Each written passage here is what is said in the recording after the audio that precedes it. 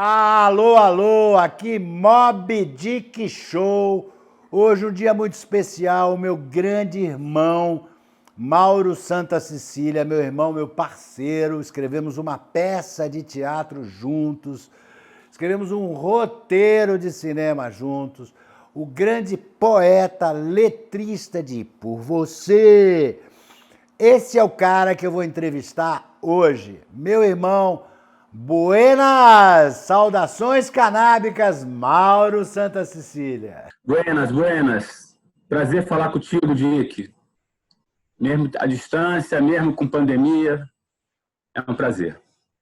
Queridão, eu queria que você contasse para essas pessoas como é que a gente se conheceu, da onde é que você vem, como é que a gente se conheceu. Dá uma pincelada nisso aí para a gente ouvir.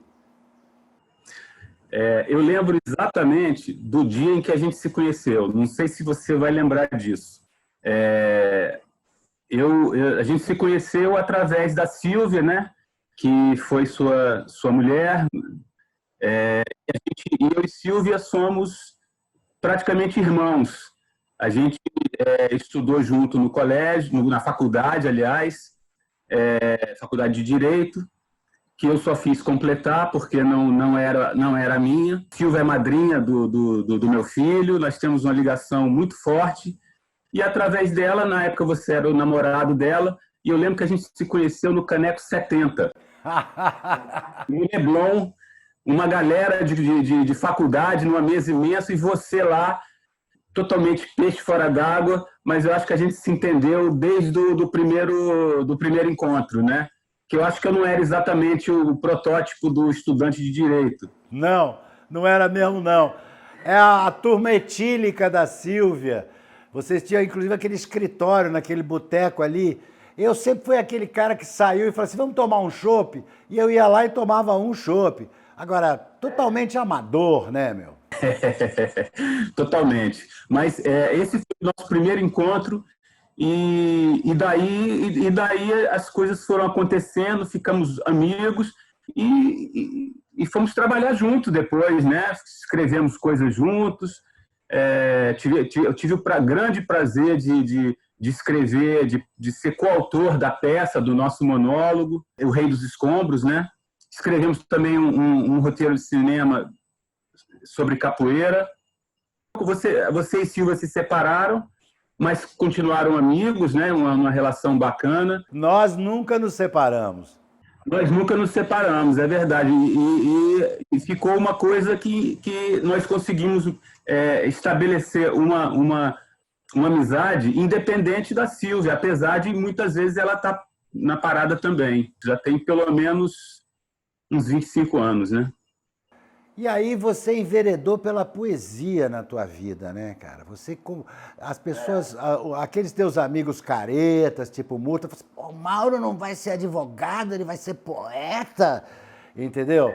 E aí você surpreendeu todo mundo como poeta, chegou lá, fez sucesso na poesia, fez sucesso na música. Como é que foi essa trajetória, Mauro? Bom, eu sou aquele cara que no colégio eu era bom de português. Eu era bom em redação, tirava 10, essas coisas. Eu sempre gostei de escrever. Eu sempre tive a vontade de viver disso. Mas, como eu não sabia exatamente por onde começar ou para que lado ir, não tinha nenhum incentivo da parte de família, uma família de classe média, de Copacabana, convencional, eu fui fazer direito. Inclusive, vários escritores estudaram direito, de outras gerações, né? Hoje é mais difícil isso. Hoje isso ficou... Fazer faculdade já não é mais um requisito, né? Para você se dar bem, para conseguir alguma coisa na vida. Eu fui fazer o direito, mas por uma questão de assim, um desejo quase de idealismo, de adolescente, de justiça, do bem comum e tudo mais. E na prática eu fui vendo que o direito é uma coisa muito formal, na prática não é exatamente assim, nem sempre funciona o que é o justo, né?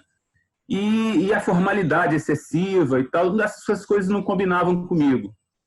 E eu já escrevia antes, antes de fazer faculdade. Mas depois da faculdade, eu tive 2 tentativas de trabalho que não deram certo de uma coisa mais convencional. Depois de formado, eu tentei um emprego num escritório de direito tributário, que é uma área considerada nobre, e eu fui fazer uma entrevista. Imagino você num Pois é. escritório de 9 às 5. Não, pois é. O dono do escritório, mal ou bem, gostou de mim. E falou, olha, ótimo e tal, volta semana que vem e traz os seus documentos. Fui aprovado. Eu não sabia se eu ficava feliz com a aprovação ou se eu ficava triste, porque eu não tinha muita certeza de que era por aí. E no dia que era marcado para eu voltar lá, o prédio pegou fogo. Um aviso. Totalmente. Não, o prédio foi um incêndio famoso no Rio. Foi o prédio Andorinhas, um incêndio famoso nos anos 80. Exatamente no dia em que eu ia lá para levar os documentos, para, né, iniciar o trampo. Você seria uma dessas andorinhas. Se você fosse lá, né? Não, ainda teve um segundo, cara, nessa mesma linha. Nessa mesma época, estava rolando o plano cruzado, estava aquela hiperinflação, então era época de open market, de ciranda financeira. Aí eu fiz um curso de open market, nunca vou me esquecer disso. Era janeiro, era aquele calorão no Rio, como está hoje. E eu fiz um curso em janeiro. Eu lembro que eu ia para o curso no centro da cidade, no final da tarde, eu ia de chinelo de dedo e de livro do Torquato Neto debaixo do braço.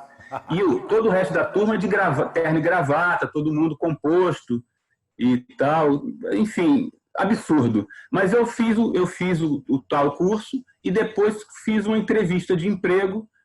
Nessa época eu queria sair da casa da minha mãe, queria morar com a minha namorada, queria a minha independência. Só que os caminhos convencionais não eram exatamente o que era mais indicado para mim. E aí, no dia, eu fiz o curso de Open Market e aí consegui uma entrevista numa corretora. Fiz o contato com o cara, era de manhã, o cara falou assim, olha, volta à tarde, que agora é o horário do movimento, do pregão e tal.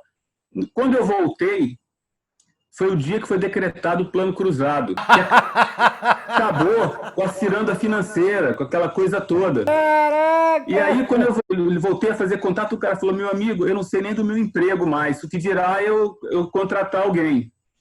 Então, uma tentativa. Aí você foi trabalhar no consultório japonês, no consulado japonês. Antes do consulado, eu fiz mestrado em literatura. Eu fiz mestrado em literatura brasileira na PUC. Aí eu já comecei a ir mais para o que é o meu interesse. Mas eu também descobri que não era a vida acadêmica. O que me interessava realmente era criar, era escrever, fazer a criação literária. Era o que me interessava buscar. Mas eu tinha que ganhar dinheiro, né, antes que alguma coisa acontecesse. Aí eu fui para o consulado do Japão. Você me desculpa eu estar fumando, mas é que eu tô com muita dor no ombro. E toda vez que eu fico com dor no ombro, eu fumo. Eu também estou com dor no ombro aqui. Acho que eu vou ter que parar a entrevista um pouco. Queridão, e aí você foi para o consulado. E como é que você acabou na guitarra do Frejá, meu irmão? Isso aí foi o seguinte, quando eu estudei com o Frejá no colégio, a gente foi contemporâneo de segundo grau, essas coisas, estudou no Andrews. A gente não era da mesma turma, não, mas a gente se conhecia lá do recreio, tinha um pessoal em comum. Mas, na verdade, eu fiquei amigo dele mesmo, foi depois de colégio, mais entrando na fase mais adulta e tal. E quando o Cazuza saiu do Barão Vermelho, ele começou a compor com outras pessoas. Começou a compor com a Dulce Quental, com Antônio Cícero, compôs com Arnaldo Antunes, Renato Russo. Enfim, ele abriu o leque de parceiros. E aí eu pensei, eu no colégio, eu era conhecido por algumas pessoas como Mauro Poeta. Eu já tinha esse lado da poesia. E aí eu procurei ele e falei, cara, eu tenho umas coisas aqui para te mostrar, você está compondo com muita gente, posso te mostrar e tal? Aí eu mostrei várias coisas para ele, e aí ele respondeu assim, Mauro, ó, gostei muito, mas isso é poesia, isso não é letra de música. Aí, por um lado, eu fiquei... E parece a história lá do prédio pegando fogo. Por um lado, eu fiquei feliz, porque ele elogiou, mas, por outro, eu falei, porra, não é letra de música. E eu não entendi exatamente qual era a diferença nessa época. Eu vim entender depois. Então, eu voltei para casa. Aí, passa o tempo, eu estou no consulado do Japão, lá trabalhei durante 4 anos, eu era assessor de análise política e redator do consulado. A minha função era explicar para os japas o que era política brasileira. E, na época, era Lula, FHC. Você conseguiu explicar para eles o que era a política brasileira? Porque os japoneses são umas pessoas certinhas. Olha, eu acho que nunca foi fácil, mas eu acho que hoje seria muito pior. Hoje eu acho que seria um samba do crioulo doido com funk carioca e axé misturado. Com música gospel, de má qualidade. Exatamente.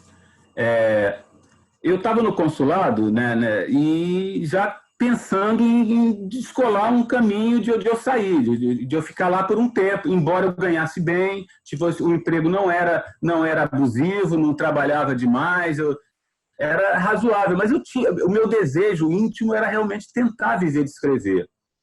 E aí, um determinado dia, lá no consulado, uma tarde modorrenta, eu estava apaixonado pela minha vizinha, mas a coisa não estava dando muito certo.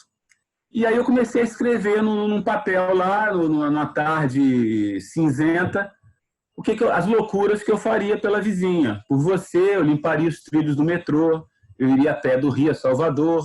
Por você, eu adoraria a disciplina japonesa, que é um verso que não entrou na música. Mas eu escrevi lá um poema falando de coisas que eu faria pela musa. E aí, quando eu terminei, eu vi, olha, isso aqui tem um ritmo, eu achando que tinha um ritmo musical. E aí eu voltei no Frejá. E aí falei, ó, tenho outra coisa para te mostrar. Aí quando eu mostrei, ele falou, agora sim, agora vai rolar. E aí ele falou, agora vamos fazer. E aí o tempo passou, passaram 6 meses, ele não tocou no assunto, eu também fiquei na minha. E aí, um determinado dia, 2 horas da manhã, toca o telefone na minha casa, eu estava dormindo, e aí era ele no estúdio, gravando a música, e me bota para ouvir a música. Olha aqui, ela vai entrar no próximo disco do Barão e vai ser música de trabalho. Eu também, só de falar eu também fico arrepiado. E, cara, minha vida mudou a partir daí, né? E de fato aconteceu isso. A música tocou em rádio, a música fez muito sucesso. Muita gente vem me falar sobre ela, que é a música do meu romance, foi um casamento, ouviu essa música tocar lá, que é a música do casal. Enfim, me abriu portas, né? Querido, eu queria agora aproveitar que você falou isso e falar com você, trocar uma ideia com você sobre a inspiração, né? A inspiração é uma coisa que ela vem e brota de repente, quando abre uma porta, uma outra porta da percepção, que a gente não está nem percebendo, que é uma porta mágica da percepção. Isso provém de uma coisa chamada energia sutil, não é mesmo? A energia que brota de dentro de você é uma energia que brota de uma alma que a gente tem, que a gente não sabe o que a gente fica querendo definir, mas a gente não sabe, mas vem de um lugar insuspeitado. E eu suspeito que esse lugar insuspeitado, da onde vem a inspiração, seja da maconha. Olha, eu acho essa tese muito bacana. Eu acho o seguinte, cara, eu acho que eu tenho uma tese sobre a relação da criança com a arte. O Manuel de Barros, ele falava que quando você tiver sem inspiração, vai na sua infância, busca as coisas da sua infância, que você vai achar um tesouro lá. E eu acho que toda criança nasce com com o olhar livre, né? Nasce sem as amarras e tal, e as crianças falam poesia, né? Normalmente elas falam, a descoberta do mundo é através de uma linguagem e de uma forma de ver as coisas completamente fresca, sem nenhuma amarra com a sociedade. Geralmente as crianças vão se moldando à sociedade, vão se moldando, e aí deixam isso para lá. Algumas insistem, e aí viram artistas. Outras acabam perdendo esse lado, esse frescor, essa energia sutil, e aí acabam entrando numa normalidade da vida, da sociedade. Viram políticos, viram advogados. E não pode ficar com preconceito contra político, contra advogado, porque tem muita gente boa nessa área. Tem muita gente que usa essa porta da percepção para agir em favor. Tem esses filhos da puta de hoje que agem contra o universo, contra o planeta, como esses Salles, agem contra tudo. Quando é que foi que você viu o seu primeiro baseado, Mauro? Olha, eu acho que foi num show do Gênesis, no Maracanãzinho, em 1977. Eu devia ter 15 anos. Tinha 15 anos. Quem passou para você? Vamos prender esse filho da puta! Eu tenho que agradecer pela vida toda meu amigo de colégio que se chamava Gatão. Que não tinha nada de gatão. Ele era uma figura muito engraçada, ele tinha um pé enorme, ele era baixinho, e aí pegou o apelido Gatão. E o Gatão ele era um pouco mais velho, então ele já sabia de algumas malandragens, já fumava e tal. E aí eu lembro perfeitamente, show do Gênesis, numa época em que era difícil ainda ter show internacional vindo ao Brasil, né, bandas de fora. E aí tudo mudou para mim, né, no dia que eu fumei pela primeira vez, e eu não parei mais, essa que é a verdade. É uma coisa que faz muito bem, é uma coisa que conecta a minha atividade literária. Eu gosto da onda, gosto de escrever, às vezes, depois de fumar. Mas isso abriu a porta das drogas para você? Olha, eu não sei se é exatamente... Muitas vezes o Careta fala que é a porta de outras drogas e é um caminho sem volta. Eu nunca, por exemplo, me interessei por cocaína, que tem uma onda completamente oposta, né? A onda do baseado, da maconha, da cannabis. Eu não acho necessariamente que seja a porta de você depois sair experimentando tudo. Foi uma porta para mim para depois experimentar o LSD, que foi também muito importante, muito importante. Para mim também. O álcool é uma coisa que eu gosto. Hoje em dia eu passei a ser do vinho. Eu sempre bebi muito, gostei de cerveja e tal, mas hoje em dia o meu álcool preferido é o vinhozinho à noite. E o Kerouac e vários outros grandes poetas também utilizaram o álcool como um ajudante de inspiração. Na verdade, até para escrever, o álcool não me ajuda, não. O álcool me ajuda mais em situações sociais. Eu sou um cara tímido, e aí o álcool dá aquela desinibida e tal. Agora, para escrever, para mim, não funciona muito bem, não. E mesmo com a cannabis, eu sempre faço depois uma leitura no dia seguinte, em outro estado, no estado de estar limpo. Eu acho que é importante ter a leitura do texto em estados diferentes de consciência. E qual é a tua relação com a cannabis hoje? O que ela representa para você e o que você acha da proibição? A minha opinião sobre a proibição, eu acho que é clara, né? É uma coisa completamente anacrônica, é uma coisa que não faz o menor sentido, por conta de haver drogas lícitas e haver drogas lícitas que são mais perigosas, mais pesadas do que a cannabis, né? Por uma questão médica, eu acho que não justificaria. E eu passei por um problema muito sério de saúde há 2 anos. Foram, na verdade, 2 cânceres que eu tive. Descobri isso mais ou menos um período de 1 mês, isso em agosto de 2018. passei por cirurgia, passei por quimioterapia, e a cannabis me ajudou muito. Além de ela ter uma função espiritual na minha vida, além de ter uma função de recreação também, além de ter uma função de auxílio na criação, de inspiração, e tudo isso, ela teve também uma função medicinal para mim.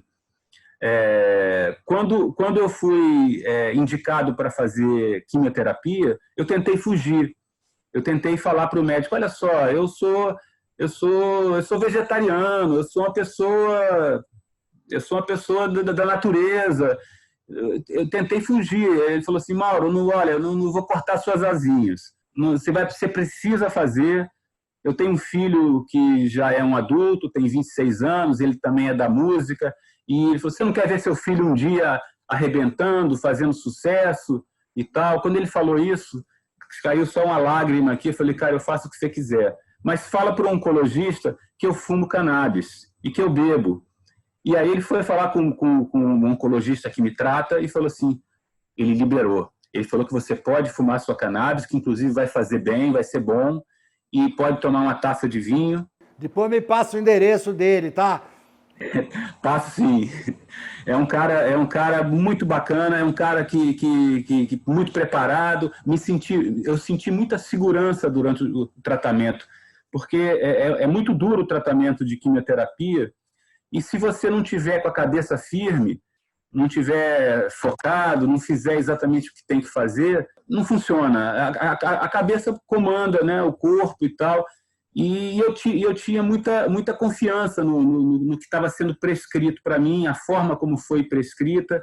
E eu tive o auxílio de poder, todo final de tarde, fumar o meu baseado. Isso, para mim, era o momento auge, era o ápice do meu dia, poder fumar um baseado diante daquele sofrimento, daquele tratamento difícil, que tem efeitos colaterais, você tem algumas reações que são chatas. E eu poder fumar o baseado, que é uma coisa que me dá muito prazer, aquilo era um momento mágico no meu dia. Assim como depois, mais tarde, eu poder, no jantar, tomar uma taça de vinho. Foram coisas que me ajudaram muito a manter a cabeça firme, para enfrentar aquela diversidade toda. Vê que a ciência sozinha não faz o milagre. A ciência e a magia juntas conseguem praticar a cura e a saúde. Mauro, eu fico muito, muito, muito grato a esse teu depoimento e essa sua generosidade de dividir essas suas experiências conosco. Eu queria dizer para você que estamos juntos, entendeu? Estamos juntos para sempre. E eu queria que você dissesse algumas palavras aí e a gente termina isso aqui. Eu estou muito emocionado de ter conseguido gravar essa entrevista com você, querido. Olha, eu também. Eu fico emocionado com as suas palavras também e queria deixar aqui isso registrado publicamente, que você foi muito importante para mim no meu tratamento. Logo que você soube que eu estava com câncer, você foi irmão, você foi muito amigo, você me deu um apoio, você saiu do seu recanto, do seu paraíso para me encontrar. Isso eu nunca vou esquecer. Você teve uma importância muito grande eu cheguei. Uma coisa que foi muito importante para mim também foi, durante o tratamento, além de ter tido o uso da cannabis, de poder tomar um vinho, eu escrevi um livro novo de poemas enquanto fazia o tratamento. Isso me ajudou demais. E eu escrevi um poema dedicado a você, que é uma coisa que, para mim, está marcado, vai ficar registrado para sempre. Lê ele aí pra gente, Maurão. O poema se chama Led Zeppelin, para Dick Petra. Novas terapias chegam cada vez mais rápido ao mercado das almas, sedentas por um happy end. Orgânicos, graviola, canabidiol, cannabis, uma palavra bem colocada, feijão no almoço e no jantar, exercícios específicos melhoram a condição na hora do sufoco. O choro incontido no encerramento da sessão, traz Deus para mais perto. Um novo ciclo começa agora. Uma era de congressos imaginários. Uma aula de química que eu perdi. Um sonho de acordar diferente. Há sempre um jeito ingênuo de se expressar.